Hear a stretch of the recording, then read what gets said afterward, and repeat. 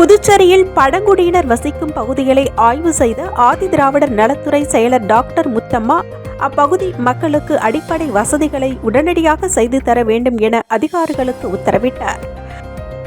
Puducherry union பிரதேசத்தில் இருளர் காட்டு நாயக்கன், மலைக்குறவன், எர்குலா, குருமன்ஸ் உட்பட சுமார் 4000க்கும் மேற்பட்ட பழங்குடியின குடும்பங்கள் வசித்து வருகின்றன. அவர்களுக்கு குடியிருப்பு உள்ளிட்ட அடிப்படை வசதிகள் செய்து தர வேண்டும் என பல ஆண்டுகளாக அரசை வலியுறுத்தி வருகின்றனர். இந்நிலையில் ஆதிதிராவிடர் நலத்துறை செயலர் டாக்டர் முத்தம்மா, மாவட்ட ஆட்சியர் குலோத்துங்கன், ஆதிதிராவிடர் நலத்துறை இயக்குனர் இளங்கோவன் தலைமையில் அதிகாரிகள் குழு புதுச்சேரியின் பல்வேறு இடங்களில் பழங்குடியினர்கள் வசிக்கும் இடங்களில் ஆய்வு மேற்கொண்டு வருகின்றனர். அந்த வகையில் இன்று காலாப்பட்டு சுனாமி குடியிருப்பு அருகே உள்ள பழங்குடியினர் குடியிருப்பு மற்றும் சஞ்சீவி நகர் பகுதியில் இன்று ஆய்வு மேற்கொண்டனர்.